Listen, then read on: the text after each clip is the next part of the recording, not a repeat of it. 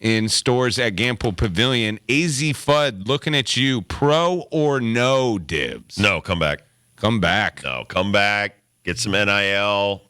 Get another good year under your belt before. I think she could up her draft status. Probably be one of the top picks. Right now, where do they have her? I'm looking at, what am I looking at?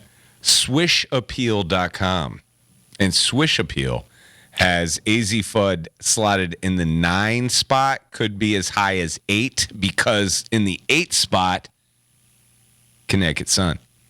But I somewhat agree with you. There are some rules in the WNBA that hold back females from leaving college earlier than expected. No freshmen, no sophomores. You must be out of high school for 3 years. But AZ Fudd does fit the bill. I'm with you because I think the NIL outweighs that marketplace.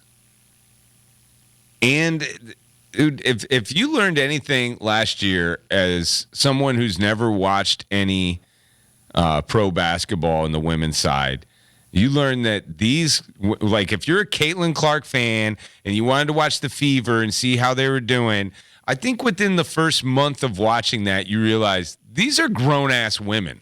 These are not 22-year-old girls. Oh, no, God, no. And they beat the living crap out of Caitlin Clark all year, and she's the best in the game. You know, and it was just why look at AZ's arms right now, like, and then go back to her freshman year and look at her arms. She is completely developed in something that the strength and conditioning staff at UConn is second to none. And I would say another year of that would really benefit her into starting on the ground running in the WNBA, rather than taking a lot of bumps and bruises, maybe getting passed up and maybe being thought differently when you are coming out now, whether when she comes out next year, she will be top 5. She will probably have one of the better seasons in college basketball on UConn with Sarah Strong, with backed up with what's coming in, with what's already there.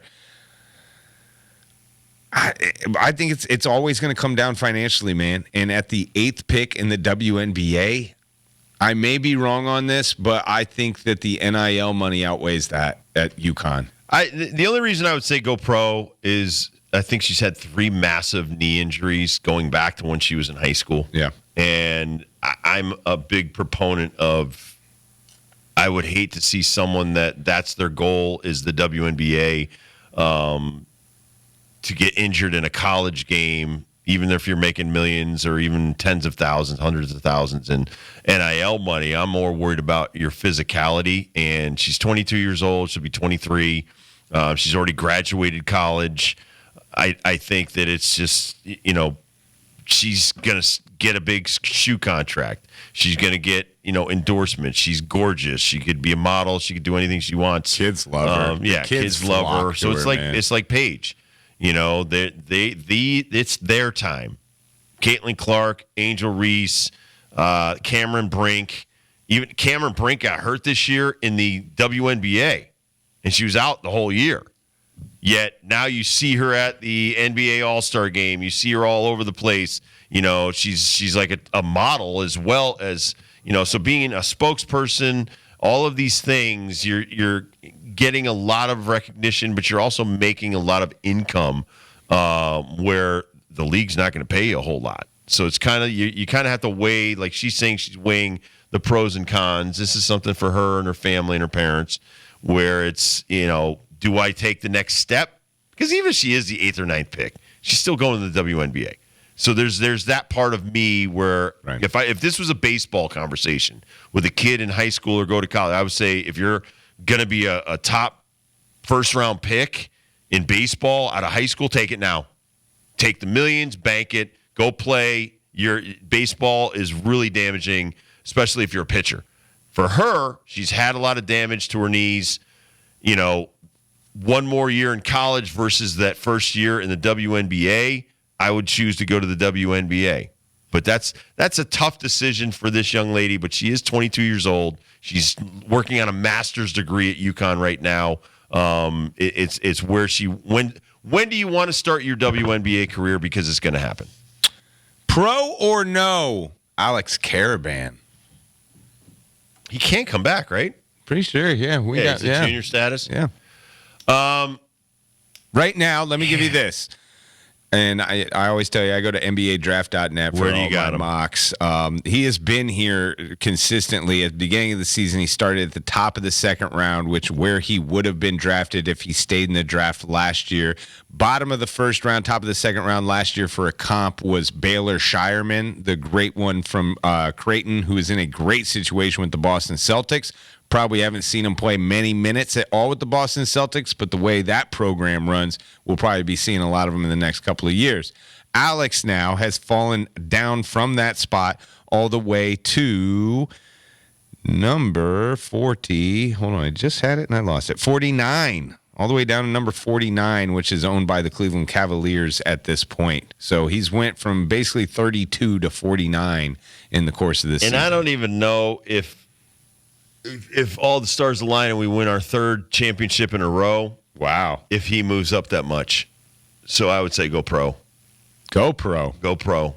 I don't think coming back another year to UConn is going to make his status go up or down. But I do think that you're putting your pro career on hold. And if you see what Castle has done, Yeah. Tyrese Martin is now a staple with the Nets, even though the Nets are not a great team. They can develop you to the type of player they want him to be. I think he can shoot NBA threes. I think he can get more comfortable. There's just something about looking at some of these polished NBA guys up and down. It's all about threes and a little bit of defense. He's great on defense. He can play any position at the next level.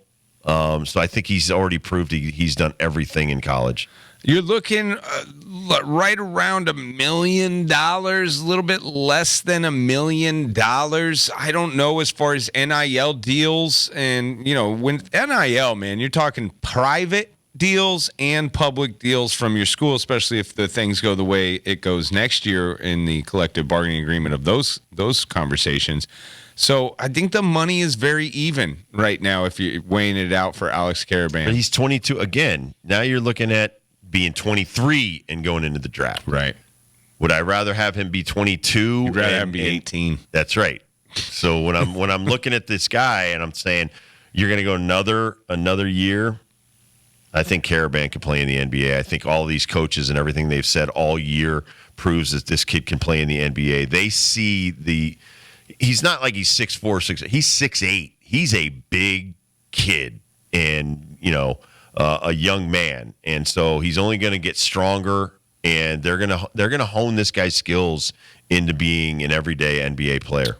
Pro or no, Liam McNeely. Right No. now, NBADraft.net has him 7th lottery pick. You're saying no, come back? Come back. Why? Because I think not only will he get paid a lot of money, but I think Cooper Flagg's going to steal a lot of headlines. Do you want to be in the same draft as Cooper Flagg, your teammate, Now, here's a reason why I would. at IMG? This is why I would. Because he's going to go to Washington. I don't want to be on Washington. I'm not saying New Orleans, Utah, Charlotte, Toronto, Brooklyn, Philadelphia, Chicago are any better. But there is a potential that someone could get up to get me more than they would for Cooper Flagg. If I am the number one overall next year, I'm going to one of the worst, probably the Charlotte Hornets. And that's going to be no man's land. I don't know. I think Liam McNeely, his money is not going to compare. The 7th overall, if that's where he lands right now, that's significant millions. That's over $5 million. That's tough, man. But do you want to go to the NBA? He's not going to play a whole lot next year. No. It's like Baylor Shireman. I mean, Baylor Shireman's not playing much They're at all. going to develop you. Yeah. Might even send you to the G League. Who knows? I hate the NBA. Some of these guys that we look at and we're like, this guy could play. They have a totally different mindset because they have. If you're not a starter, if you're a guy coming off the bench, you have to have a particular talent set that fits in on those teams. There's only a certain amount of space. They have 15 jobs. if you're making more than a certain amount of money, you're probably not going to be in the 8 or 9 hole on the bench. You're going to be a lower paid guy that's doing that. So there's a lot of guys that are on 10-day contracts, a lot of guys that if you're like 11 through 15, It's a no-go. Exactly. Yeah. So do you want to be in a certain category or come right in and be like a starter? Cooper Flagg. Now, He's the first overall. he's the first overall pick. It's a no-brainer. But even at Duke, you can get a significant Nike deal. They're a Nike school. They have got a lot of inroads. You're going to have your face on television a lot more than what you would be as a Washington Wizard. I think right now the state of the NBA is so low. I come back, play college. College is so pumped up right now, and it's a must watch every night for me. I'm watching five different college games of teams that I don't even know a lot of their players. But I'm like, this kid's amazing. This kid's amazing. If they go to the NBA, you go to, like you said, go to the Wizards team or go to Charlotte or go to Utah. I'm not going to care one iota of Cooper Flagg. It's like that Wagner kid that went to Orlando. Franz Wagner. Best player they got. That's the best player they got. Nobody cares. Well, for Cooper, number 1 overall pick, and this is, based upon a couple of years ago, $12.75 million is right around your average of what you would get. He might be even above that. So what is that, $3 million a year? $4 million a year? I'm not sure how it all breaks down, but it's still they did this in their collective bargaining agreement. Rookies can only make a certain amount of money, but here's the thing with Cooper Flagg. He's going to make $100 million with a shoe deal. $100 million for a shoe deal. Now, if you go to Duke, that kind of pigeonholes that deal. If you're pro, it's wide open. You could be Puma. Right, and that's not saying he's going to go Nike. He could go Under Armour. He could go. Listen, New Balance is stealing all the guys there. They've got Shohei. So right there in Boston, they're going to be competing and throwing money. I remember when Frank Thomas did his deal, and he got a huge shoe contract because he went with Reebok. He didn't stay with Nike.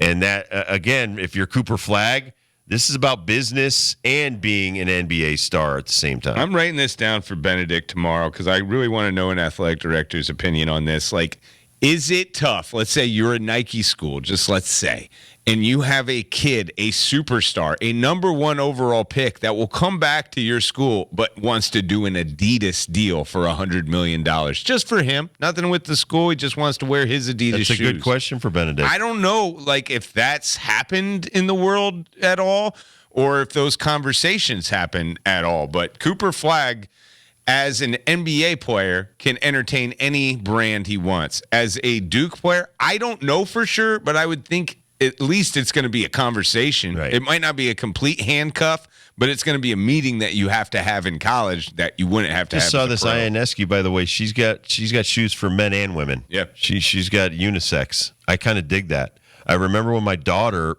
and I think it was Under Armour, had a Seth Curry. Steph Curry. They should have a Seth. Steph Curry. Apologize. Apologize to Steph. But, and they were pink, and Coco loved them. Yep. So I think that Cooper Flagg is going to make a lot of money when he does step on an NBA court. I think that's a tough – dude, he is the man at Duke. He is.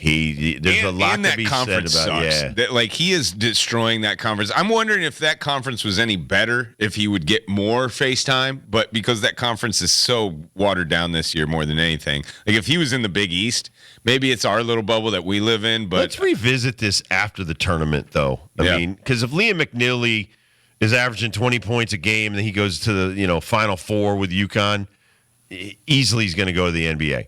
If Cooper Flagg, if he gets knocked out in the first round with Duke, because Duke's not a great team, I would think that this kid might think about wanting to come back. It's all how competitive these kids are because the money's going to be there. The money's waiting for them. The Brinks truck is parked in their driveway at their house. They're going to get their money. Juju Watkins cannot go out this year because of the WNBA rules. They keep them for 3 years in college or after high school. That's like baseball rules. Be 1 or 2, like right there with Paige Beckers as being the top pick. I would fight that. She should be allowed to go. There's a now. part of me that I'm totally with you. Like, you got to capitalize on this stardom. What if she gets hurt? You're going to kind of waste Nobody that should time. be allowed to tell you if you're an 18-year-old human if you have to stay or go. It's I think those really good rules for are both old. leagues, though, baby. I mean, USC's loving this rule right now, keeping Juju But to herself for a while. WNBA's hot. I think it's hotter than the NBA I right agree. now, and I But think the did more it get hot because these girls made brands for themselves longer Yes. in college? So then no, keep not Juju longer in college, but no, because Juju Watkins right now is on an Allstate commercial Yeah. or State Farm or whatever. And she's got a couple more. I just saw a food commercial she's in. So honestly, she's getting endorsements nationally. She's a nationally known entity. I think the WNBA would be like, you got to go. I'm looking at all these sites right now on AZ FUD and everybody, all the NBA players, they're saying you need to go to the W. They want her. She's It's a been tough decision, balling man. lately, man. She really has been balling. Prettiest shot in the game. Give me a pretty. I'd put her shot above Steph's, man. But marketability, looking into that face, she can make $50, $100 million in endorsements, no problem. Mm-hmm. So why does she need college? I still think It's a tough decision. The eyes are AZ's big secret. Her big eyes, because she can see everything.